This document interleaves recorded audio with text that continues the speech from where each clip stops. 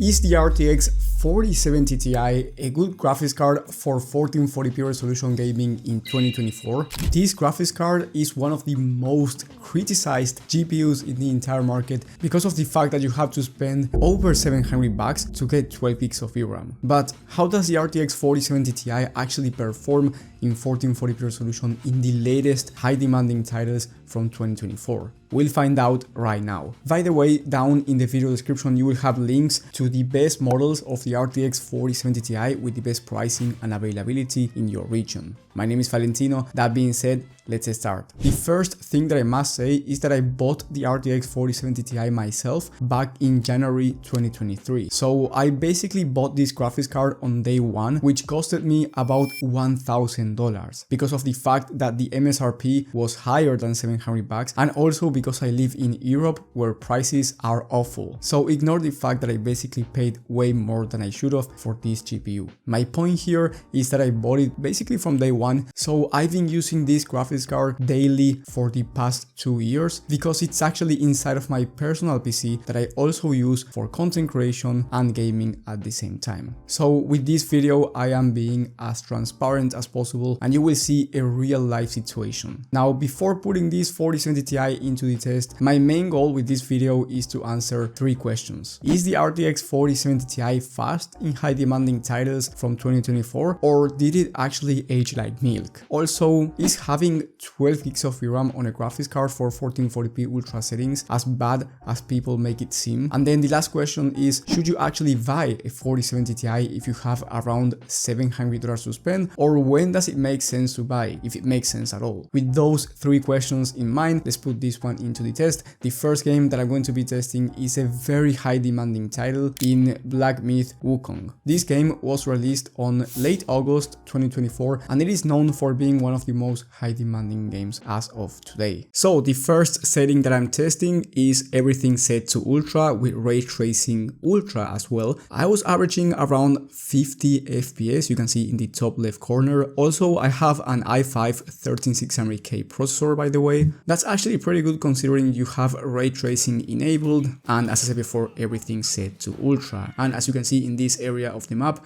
I am averaging over 60 FPS. Then I decided to test DLSS quality without ray tracing, so this is ultra settings DLSS quality, and as you can see in the top left corner we are averaging around 80 FPS. Now I just couldn't notice the difference between native resolution and DLSS. Some people may notice a difference, and in the comment section feel free to roast me. At least for me, when I play these type of games, ultra settings, DLSS quality, I just don't notice a difference.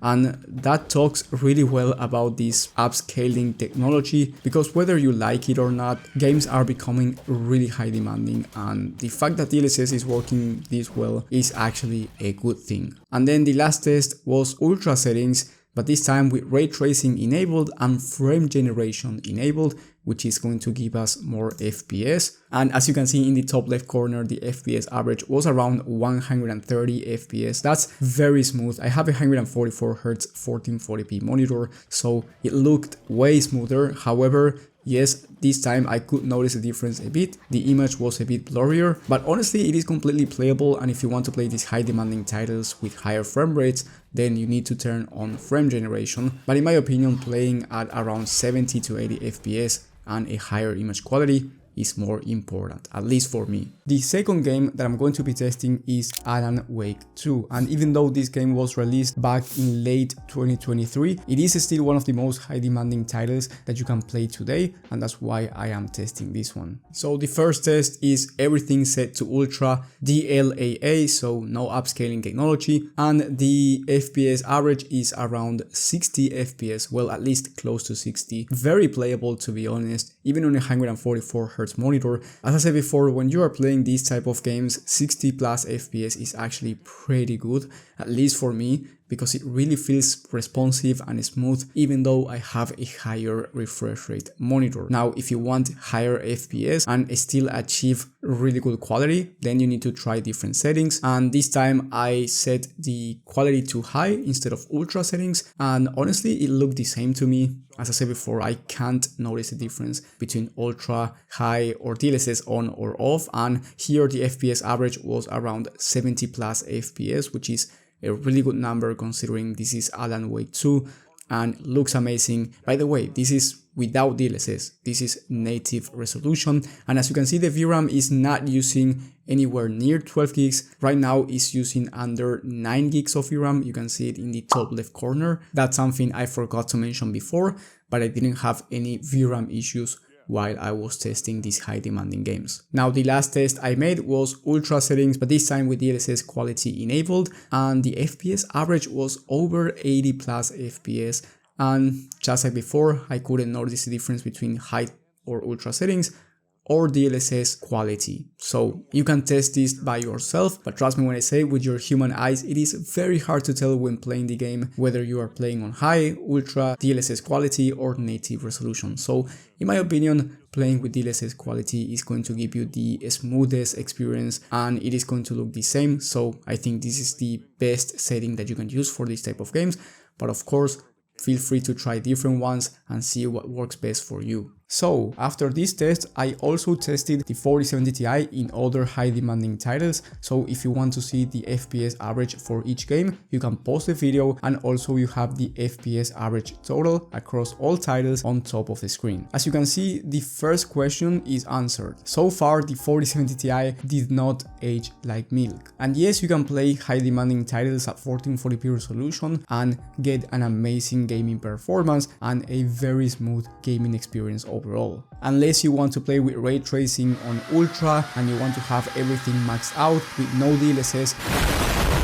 then you are going to be having a hard time running that game, especially if it's a very high demanding one, like for example Alan Wake 2. But to be honest, most people do not care about ray tracing, and in my opinion, I couldn't notice the difference between ray tracing enabled and ray tracing disabled, and I couldn't even notice the difference between high or ultra settings. So you can easily play with no DLSS, high settings instead of ultra, get more performance, a very smooth experience, and it's going to look the same, at least in my eyes. Now, of course, you can turn on DLSS on ultra settings and get about the same level of performance, and don't be surprised because again, I couldn't notice the difference between DLSS quality on and native resolution. To answer the second question, is having 12 gigs of VRAM on your graphics card as bad as people make it seem? Well, the short answer is no. It is not as bad, and you can play basically any game at 1440p high to ultra settings. No game that I tested was using near 12 gigs of VRAM. They were mostly on the 7GB to 10GB utilization, so having 12 gigs of VRAM is actually pretty good for 1440p resolution, even in high demanding titles, at least for the most part. Now, I do understand the complaints of this graphics card having 12 gigs of VRAM, considering how much this GPU costs. This GPU is not particularly cheap, and having 16 gigs of VRAM is way better for a future-proof graphics card. So if you wanted to play these very high demanding titles in the next few years at 1440p, most likely some of them are going to require more than 12 gigs of VRAM, and that's why maybe the 4070 Ti Super with 16GB of VRAM makes more sense, or the 7900 XT from AMD, which has 20 gigs of VRAM and is actually cheaper and it's going to perform faster. But I will get to that in just a second. Before telling you whether you should buy the 4070 Ti in 2024 or not, I want to say that if you are finding valuable information so far, subscribe and hit the bell icon. That way you get notified when I upload new content and you get to learn more about computers. Now let me give you my final thoughts. If you already have the RTX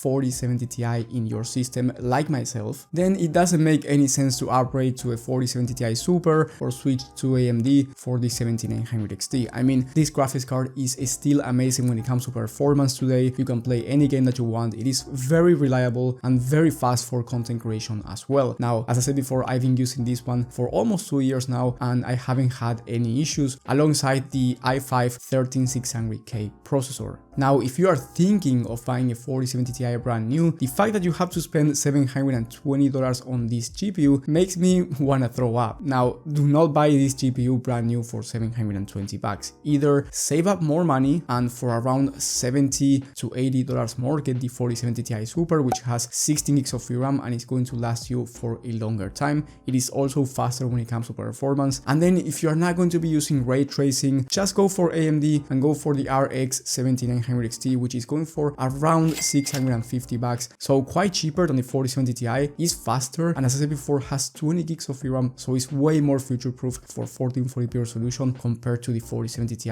12GB.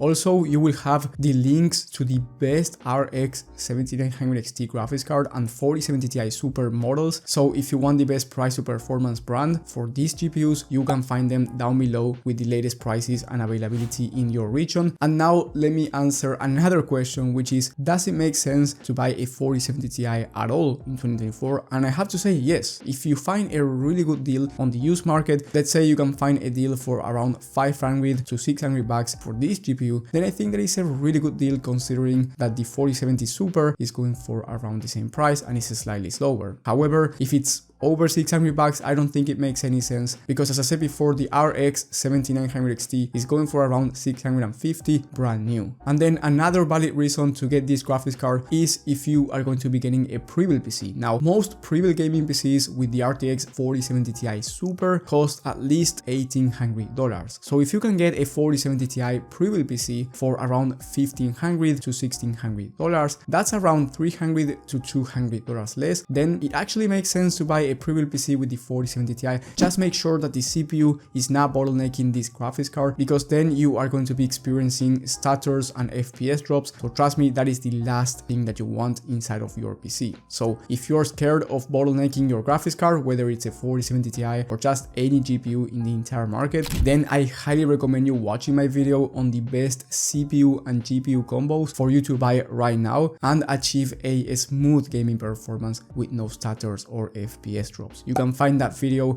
in the top right corner of the screen and in the video description alongside every graphics card I mentioned today. Thank you for watching, and I will see you on the next one.